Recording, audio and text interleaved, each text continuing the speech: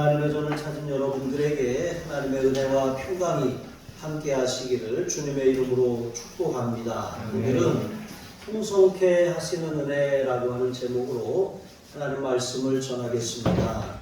말씀의 은혜를 받고 또 성령의 감동을 받고 또 기도의 응답을 받아서 우리가 결심한 일들이 있어요. 그 결심한 일들을 우리는 끝까지 잘 완수해야 되는데 그렇게 작정을 하고도 또 진행하지 못하고 또 결과를 얻지 못한 일들이 분명히 있습니다. 여러분, 그렇게 우리가 믿음으로 시작했는데 마무리 짓지 못한 그러한 일 우리에게 있다면 오늘 말씀 가운데 다시 도전을 받으시고 다시 그것을 성취하시기를 주님의 이름으로 축복합니다. 갈라디아서 6장 9절에 보시면 우리가 선을 행하되 낙심하지 말지니 포기하지 아니하면 때가 이름에 거두리라. 하나님이 작정하신 일 여러분 하나님이 이루십니다. 우리가 중간에 포기했기 때문에 그 일을 성취하지 못한 것이죠. 여러분, 우리의 삶에 하나님께서 자원하게 하시고 시작하게 하신 일이 있습니다. 여러분, 그 일이 있다면 그 선한 사업을 끝까지 완수하시기를 주님의 이름으로 축복합니다. 바울은 이제 디도가 고린도 교회에서 시작한 일, 그러니까 예루살렘 교회를 위한 구제의 그 연구 사업을 다시 재개하라고 그것을 가서 권면하고 마무리할 수 있도록 디도를 고린도 교회에 눈물의 편지와 함께 다시 보냈습니다.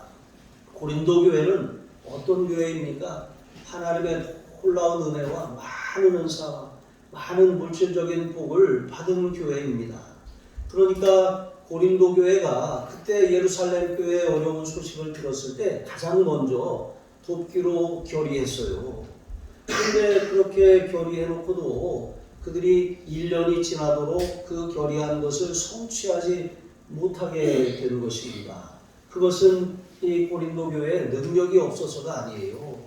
그 할 마음이 없어졌기 때문인데 고린도 교회에 갑자기 그렇게 가만히 들어온 거짓 사도들로 말미암아 바울의 그런 모든 복음 사역과 또 하나님이 기뻐하시는 그런 선한 사업이 그렇게 중단되기에 이르게 된 것이죠. 여러분, 그러나 극심한 가난과 환난과 그런 핍박과 고난 가운데서도 마게도냐 지방의 교회들은 어떻게 했습니까? 그들은 남의 도움을 받아야 할 처지인데도 불구하고 오히려 예루살렘 교회를 섬기는 일에 적극적으로 참여했고 또 그것을 기꺼이 완수했습니다. 하지만 고린도 교회는 어떻습니까? 그들은 성령으로 시작한 그 일을 육체로 그렇게 마치는 것이 아닌지 그렇게 걱정할 처지에 이르게 된 것이죠.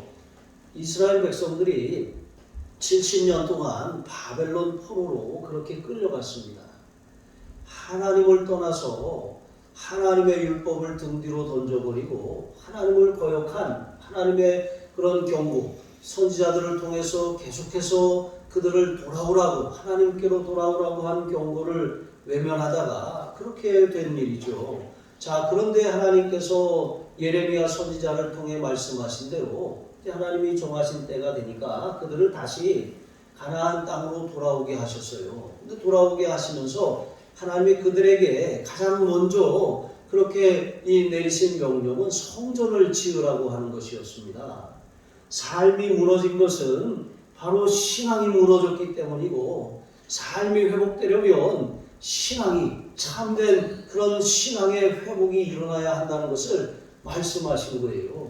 여러분, 삶의 회복은 영적인 회복에서 시작되는 것입니다.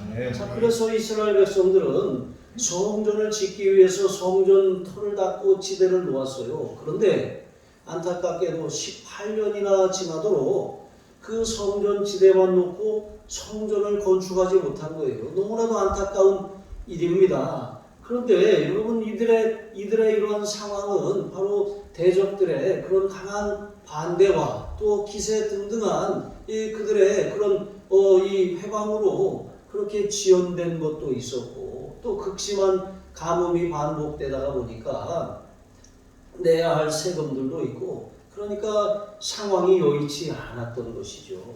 여러분, 우리도 하나님 앞에 이렇게 작정한 그런 일들에 대해서 우리가 작정하고도 그렇게 이루지 못하는 그러한 일들이 있어요. 그런데 나름대로 다 이유가 있지만 하나님이 보시는 관점은 달라요. 하나님께서는 그들의 환경이 문제가 아니라 너희의 삶의 우선순위가 바뀐 것이기 때문이라고 말씀하시는 거예요. 그래서 학교에 선지자를 보내셔서 이렇게 말씀하십니다. 너희가 많이 뿌릴지라도 수확이 적으며 먹을지라도 배부르지 못하며 마실지라도 흡족하지 못하며 입어도 따뜻하지 못하며 삭슬 받아도 구멍 뚫어진 전대에 넣음이 되느니라. 내 집은 황폐하였으되 너희는 각기 자기의 집을 짓기에 빨랐으니라. 여러분, 그렇습니다. 상황이나 환경이 문제가 아니라 그들의 우선순위가 잘못되었기 때문에 그런 어려움이 계속해서 반복되는 것이라고 말씀하시는 것입니다. 그러나 오늘부터는 내가 너희에게 복을 주리라 말씀하셨어요. 다시 힘을 내서 다시 하나님의 명령하신 그 일을 수행하니까 하나님이 그날부터 복을 주시겠다고 약속하신 것입니다. 7절에 보시면 바울은 고린도 교회가 믿음과 말과 지식과 간절함과 또 복음 사역자들을 대하는 그들의 사랑이 풍성하다고 칭찬합니다. 그런데 이것은 내적인 성숙을 의미하는 것이죠. 신앙의 내적 성숙은 중요해요. 우리가 내적으로 바르고 건강한 신앙으로 성장해야 합니다. 그런데 그 성장하는 것 자체가 목적이 되어서는 안 된다는 거예요. 성장했다면 그 믿음과 그 말과 그 이 지식과 그 간절함과 사랑이 실제로 외적인 그런 관대함을 베푸는 손길로 나타나야 한다는 거예요.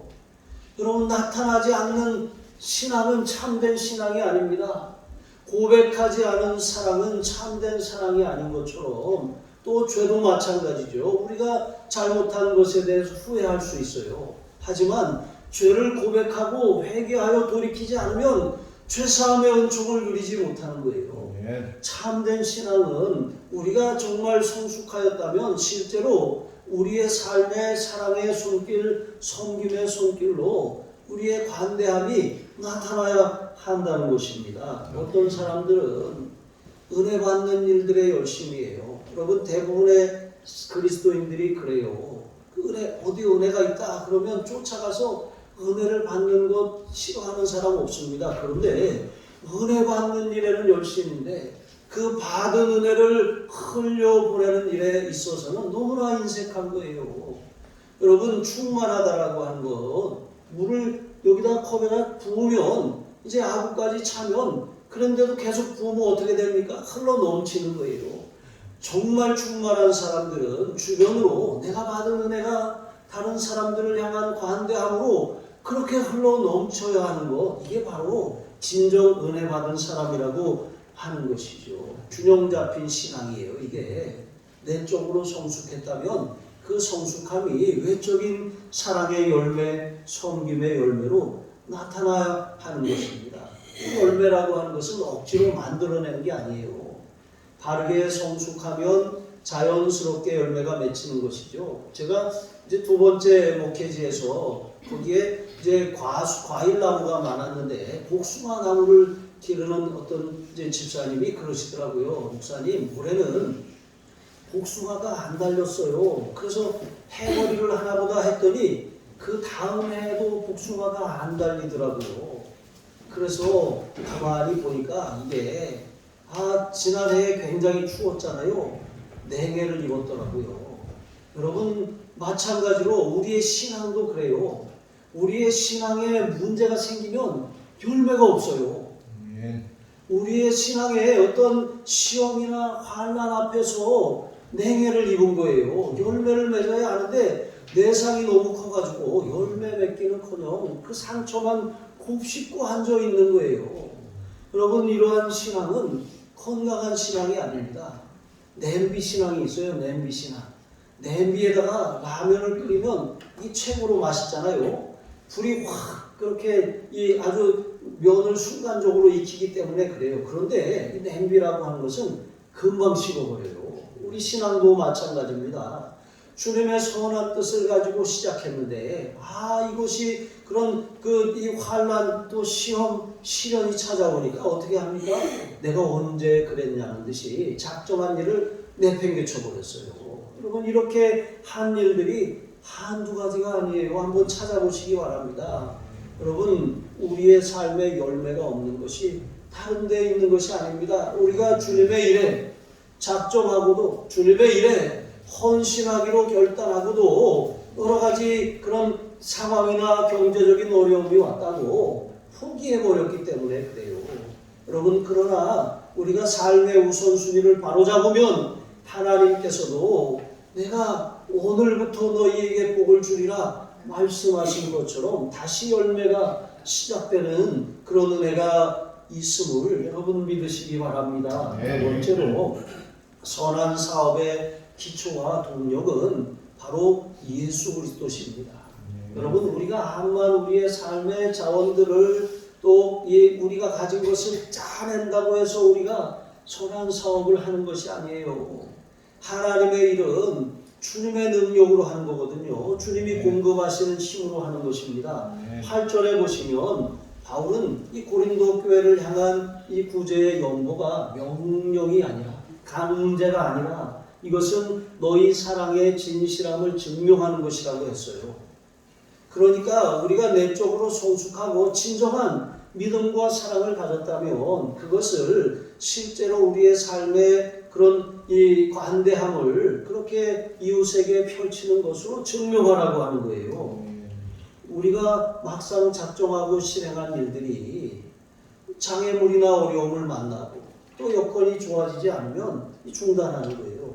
여러분 한국교회뿐만 아니라 여러분 전 세계적으로 코로나 팬데믹으로 인해서 교회들이 가장 먼저 줄인 게 선교비래요. 그러니까 선교사님들은 거기 어디 가서 거기 선교지에 가서 선교비를 보내지 않으면 이거 선교는커녕 생존 자체가 큰 위협을 당하는 것이죠. 그러니까 다른 건 줄여도 선교비는 줄이면 안 되거든요. 순서가 바뀌어버린 거예요. 그냥 교회에 그냥 단지 이 위기를 돌파하자 하면서 줄이지 말아야 할 것을 줄이고 줄여야 할 것을 줄이지 않는 것입니다.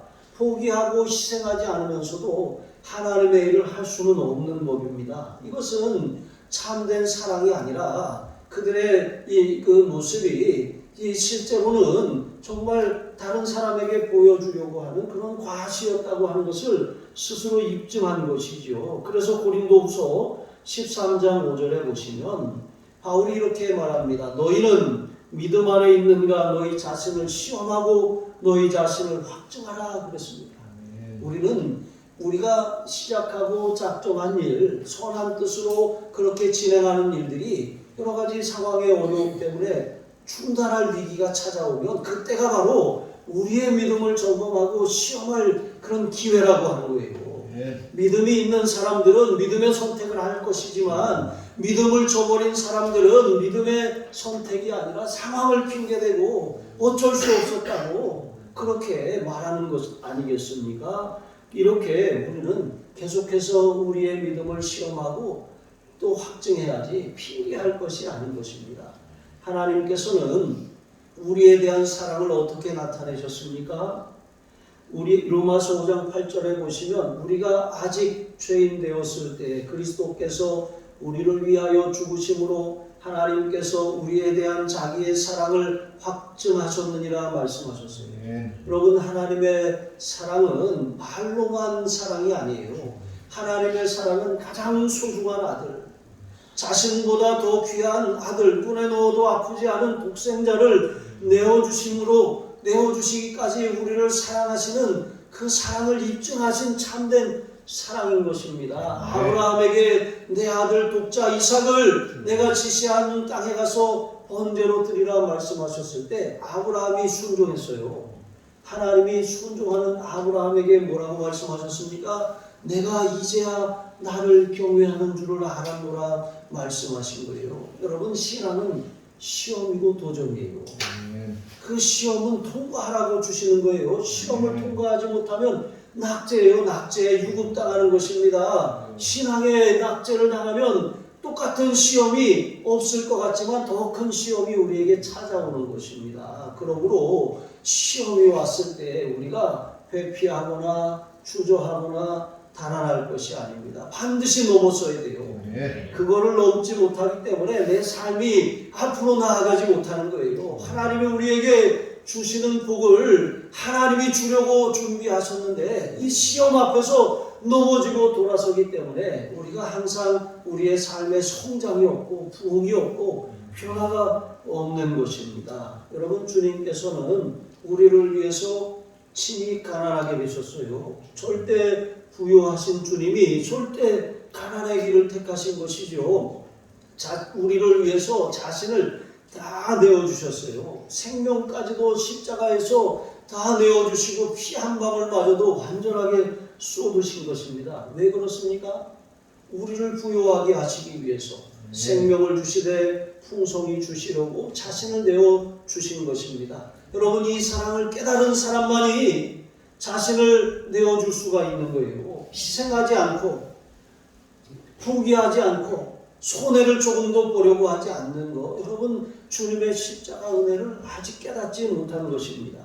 마태복음 19장에 보시면 한 부자 청년이 예수님에게 찾아왔어요. 이렇게 묻습니다. 선생님이요, 내가 무슨 선한 일을 하여야 영생을 얻을 수 있습니까? 예수님께서는 생명에 들어가려면 계명들을 지켜야 한다 라고 하시면서 지켜야 될 계명들에 대해서 10계명 중에 이제 후반부 대인계명에 해당하는 그 계명들에 대해서 말씀하셨어요. 그랬더니 이 부자 청년이 제가 어려서부터 그런 것들을 다 잘 지켜왔습니다. 그랬는데 그렇게 그는 잘 지켜왔지만 그 마음에는 그 채워지지 않는 공허함이 있었던 거예요. 영생에 대한 확신이 없습니다. 그래서 예수님께 어떻게 하여야 영생을 얻을 수 있습니까? 내가 무엇이 또 부족한 게 있습니까? 그 율법의 모든 그런 명령들을 지켰지만 아직도 내 마음에는 채워지지 않는 갈급함이 있습니다. 무엇을 해야겠습니까? 그랬더니 예수님께서 내가 한 가지 부족한 것이 있다. 내 소유를 팔아 가난한 자들에게 주어라. 그리하면 하늘의 보화가 내게 있을 것이다. 그리고 와서 나를 따라라. 이렇게 말씀하셨어요. 그런데 안타깝게도 청년은 재물이 많음으로 근심하며 떠나갔다고 말씀하고 있습니다. 여러분, 우리가 하나님 말씀의 도전을 받으면 반드시 결단을 해야 돼요. 결단을 하지 못하면 물러서는 것이죠. 우리가 하나님의 말씀을 깨닫고 은혜를 받는 것 중요합니다. 하지만 참되게 은혜를 받았다면 우리는 그 은혜에 합당한 열매를 맺어야 한다는 것입니다. 그것을 우리가 삶에 적용하지 않으면 아무런 능력이 없어요. 올해 수십 년 신앙생활을 한다고 할지라도 제자리 걸음을 벗어날 수가 없는 것입니다. 그렇습니다. 여러분, 예수님은 다 내어주셨어요. 예수님이 내어주신 것처럼 우리가 또한 예수님처럼 주님은 내어주라고 말씀하시네. 가서 너도 이와 같이 하라고 말씀하시는 것이죠. 마태복음 25장 40절에 보시면 너희가 여기 내 형제 중에 지극히 작은 자 하나에게 한 것이 곧 내게 한 것이니라 이렇게 말씀하셨어요. 여러분, 우리가 주님의 희생, 주님의 그런 가난하게 되심을 본받아서 우리가 할 수 있는 일이 무엇입니까? 연약한 사람들이 있습니다. 주변에 하나님이 우리에게 그들을 섬기라고 두신 거예요. 여러분, 우리에게 주신 그런 복음 사역의 명령이 있습니다. 여러분, 그것을 감당하라고 그런 도전을 우리에게 주신 것입니다. 그러면 우리가 다 선교사로 나갑니까? 전 재산을 팔아서 다 갖다 바칩니까? 다 그 사람을 도와줍니까? 그게 아니에요. 여러분, 우리가 조금씩 우리 자신을 내어주기 시작하는 거예요. 우리가 할 수 있는 것부터 그렇게 그 작은 일부터 시작하는 거예요. 무슨 대단한 일을 하라고 하시는 것이 아니라 물 한 컵 떠다 주는 것처럼 그 지극히 작은 일부터 섬김이 시작되어야 한다고 말씀하시는 거예요. 예수님은 지극히 작은 자 하나에게 하는 것이 곧 내게 하는 것입니다. 예수님에게 하는 것이라고 말씀하셨어요. 우리는 그렇게 주님을 섬기는 것입니다. 10절에 보시면 바울은 이것이 너희에게 유익한 일이라고 했어요. 유익한 일. 우리가 식물이 잘 자라려면 이제 뭐 토질도 좋아야 되고 거름도 있어야 돼요. 근데 이게 뭐 거름도 부족하고 토질도 좋지 않으면 이게 아무리 심어도 자라지 않잖아요. 마찬가지로 여러분 우리의 신앙은 정말 우리가 잘 되기를 바라지만 그것을 나만 위해서 이렇게 사는 신앙은 절대로 그것이 유익하지 않다는 거예요. 우리가 하나님이 명하신 일, 하나님이 우리에게 주시는 감동, 하나님이 우리에게 주시는 명령을 따라서 우리에게 주신 은혜를 흘려보내는 거, 이게 없어지는 것이 아니라 유익하게 하는 거거든요. 이 채소도 자꾸 솎아줘야지 다 이렇게 이렇게 알이 들어차고 자라는 것 아니겠습니까? 12절에 보시면 마음만 있으면 얼마든지 그 있는 것으로 할 수 있다고 했어요. 그러니까 도와주지 않는 것, 헌신하지 않는 것, 우리가 베풀지 않는 것, 드리지 않는 것, 이것은 할 마음이 없어서 못하는 것이지 없어서 못하는 게 아니라는 거예요. 바울이 말씀하고 있는 것처럼 우리가 할 마음만 있으면 우리에게 있는 것 가지고 하라는 거예요. 없는 것 가지고 하라는 게 아니라 지금 나에게 2개가 있으면 하나를 주라는 거예요. 있는 것 가지고 나누라고 하는 것이지 없는 것 빌려서 남의 것 내 것처럼 주라고 하는 것이 아니라고 하는 것입니다. 여러분 우리가 믿음의 눈으로 보면 이 예수님이 보여요. 정말 그 사람을 정말 섬기라고 하시는 예수님의 마음을 깨닫게 되는 것입니다. 우리가 하면 감당할 수 없어요. 그러나 우리가 예수님을 바라보고 예수님이 바라보시는 눈으로 그 사람을 바라보고 그 사역의 현장을 바라보면 우리가 할 수 있는 일들이 보여요. 그리고 우리가 그것을 감당하면 주님이 그것을 통해서 놀라운 일들을 이루시는 거예요. 우리가 하는 것이 아니라 예수님이 우리를 통해서 하나님의 선한 사역을 감당하게 하시는 것이죠. 그러므로 언제나 예수님이 우리의 선한 사역의 기초이고 동기가 되어야 하는 거예요.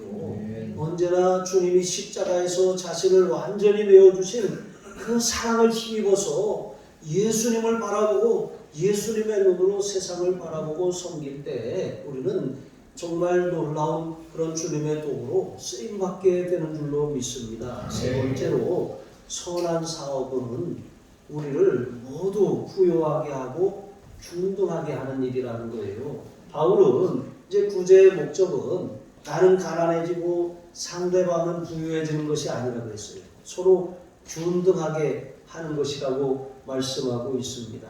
예루살렘 교회를 돕기 위해 너희의 것을 털어서 그들을 도와라 하는 것은 예루살렘 교회를 살리려고 다른 교회가 다 죽자는 것이 아닌 것입니다. 한쪽은 평안하게 하고 또 다른 한쪽은 곤고하게 하는 것이 아니에요. 한쪽은 아주 이렇게 걱정해서 자유롭게 하고 또 다른 한쪽은 불러 짜내는 것이 아닌 것입니다. 한쪽에 그런 소유를 빼앗아가지고 막 골고루 나누어주는 공산주의도 아닌 것입니다.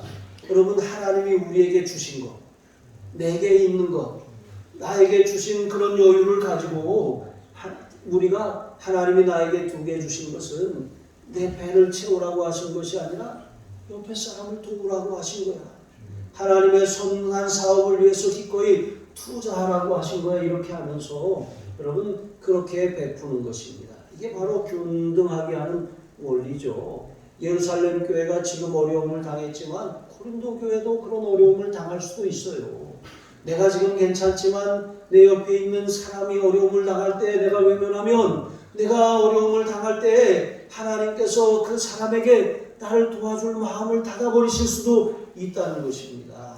메이어라고 하는 신학자는 초대교회가 이런 궁핍한 사람들을 위해서 구제할 때 단지 뒷문을 열어가지고 그렇게 먹을 것을 나눠주는 그런 의무를 감당하는 정도가 아니었다고 말합니다. 앞문으로 들어오게 해서 식탁에 함께 앉아서 같이 기도 제목을 나누고 사랑을 나누고 복음을 나누고 교제하고 음식을 나누는 그런 하늘가족, 영가족으로 그렇게 섬기고 대접했다라고 하는 것입니다. 여러분, 이렇게 우리가 다른 사람을 섬기는 일은 주님을 섬기는 거예요. 주님은 우리에게 넉넉한 것으로 다른 사람을 채우라고 하셨지 없는 것 꺼다가 그렇게 하라고 하시지 않았거든요. 출애굽기 16장의 말씀을 통해서 이제 바울이 오늘 말씀에 이제 결론을 짓습니다. 여기에 보시면 광야의 이스라엘 백성들에게 하나님이 낮에는 이제 하늘에서 내리는 만나를 먹게 하셨어요. 그리고 해질녘에는 메추라기를 그렇게 바람으로 몰아주셔서 그것으로 고기를 먹게 하셨습니다. 여러분, 이렇게 사람들이 그렇게 만나를 거두는데 한 5회씩 거뒀다 그래요. 마치 우리가 돛박으로 하나씩 그렇게 거둬서 하루 먹을 한 사람의 분량을 거두는 것처럼 그렇게 거둔 거예요. 그런데 놀라운 것은 어떤 사람은 손이 빨라서 더 많이 거두고 어떤 사람은 손이 느리고 막 이렇게 좀 허리도 불편해가지고 잘 안 구부러지니까 좀 덜 거뒀어요. 그런데 보니까 많이 거둔 사람도 남음이 없고 적게 거둔 사람도 모자람이 없었다고 말씀하고 있는 것입니다. 그리고 많이 거둔 사람, 욕심을 부려갖고 막 더 쌓아두려고 했던 사람도 어떻게 되었습니까? 그 남은 것이 그 다음날 아침까지 남겨두니까 다 부패해버렸습니다. 여러분, 바울은 이렇게 광야 이스라엘의 만나 경험을 그 고린도 교회에 그렇게 이 구제의 연구에 대해서 이제 거기에 적용하면서 이게 같은 일맥상통한 일이다라고 말씀하고 있는 거예요. 그러니까 하나님께서 우리는 이 세상이 이제 우리가 그 영적인 가난, 하늘을 향해 나아가는 그런 광야 생활이라고 말씀하셨어요. 이 광야와 같은 세상을 살아가는데 우리는 우리의 능력이 아니라 하나님이 공급하시는 힘으로 살아가는 거예요. 우리에게 주신 만나는 하나님께서 우리에게 어떤 소유물, 물질과 같은 형태로 우리에게 주시는 거예요. 하나님은 어떤 사람에게 많이 주셨어요. 어떤 사람에게는 좀 부족하게 주셨어요. 그런데 하나님이 많이 주신 그 사람은 자기를 위해 쌓아두라고 주신 것이 아니고 부족한 사람은 그냥 부족한 대로 살다가 죽으라고 그렇게 하신 것이 아니라는 거예요.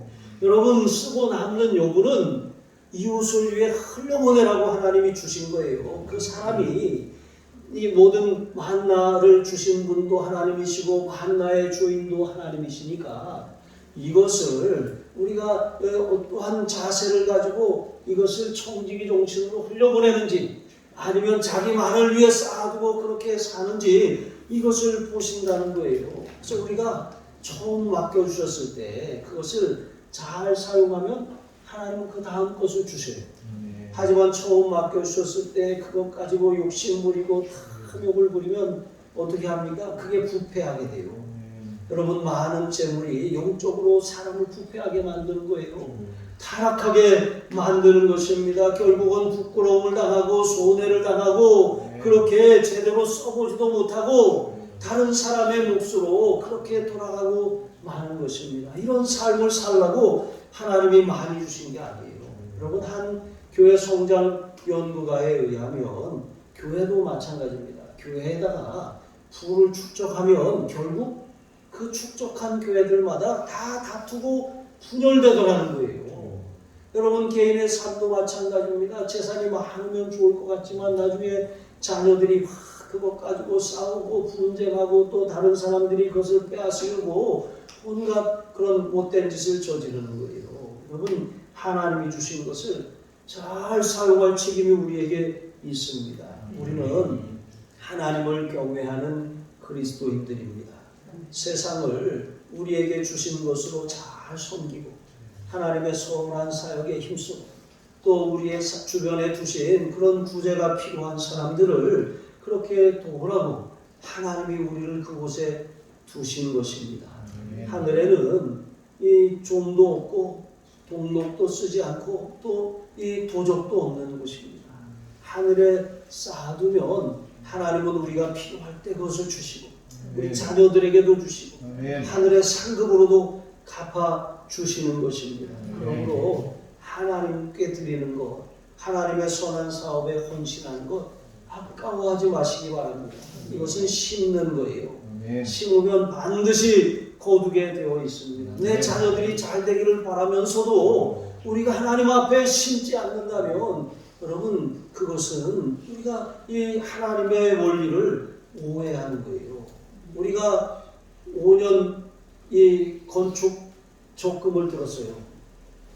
자율적금이에요. 뭐 1,000원도 좋고 500원도 좋고 10,000원도 좋고 5,000원도 좋고 그렇게 심고 있습니다. 지금 주보에 보시면 어제까지 들어온 그 헌금이 846만 3,561원이에요. 1년 6개월 동안 우리가 모은 돈이거든요. 앞으로 5년 동안 작정한 돈입니다. 5년 뒤에 이 돈이 얼마나 쌓일지 우리는 알지 못해요. 하지만 이것을 그대로 또 하나의 열매를 바라시는 주님의 마음으로 교회를 섬기는데 드릴 거예요. 뭐 예를 들어서 뭐 월세교회에 전세금을 준다든가 아니면 전세교회에 땅을 사준다든가 아니면 교회를 져야 하는데 교회를 짓게 한다든가 그렇게 뭐 그게 얼마의 돈이 될지 모르겠지만 그렇게 우리가 쓰기로 작정한 거예요. 왜 이렇게 합니까? 이게 우리의 책임이고 감당해야 될 사명이기 때문에 그래요. 우리가 하나님의 일을 하면 하나님이 우리를 부흥케 하시고 하나님이 우리를 축복하시고 하나님이 우리의 일을 해주실 줄로 믿습니다. 그와 같은 삶을 자녀들에게 가르치고 그와 같은 삶을 살아가신 우리 하늘 가족들이 되시길 주님의 이름으로 축복합니다. 기도하시겠습니다. 하나님 아버지, 하나님의 말씀과 성령의 감동으로 우리 안에 시작하신 선한 일에 열심을 내게 하옵소서. 하나님이 우리 안에 시작하신 선한 일에 머뭇거리거나 아까워하거나 인색하지 않게 하여 주시옵소서. 내 능력이나 내 사랑으로 하지 않게 하여 주시고 오직 예수님이 기초가 되고 동력이 되게 하여 주시옵소서. 넉넉히 주셨을 때 하나님이 하나님의 선한 사업을 위해 투자하라고 하시는구나. 하나님이 주변을 돌아보라고 하시는구나. 그런 마음, 관대한 마음을 가지고 사랑의 손길을 펼치게 하여 주시옵소서. 우리 주 예수 그리스도의 이름으로 기도합니다. 아멘.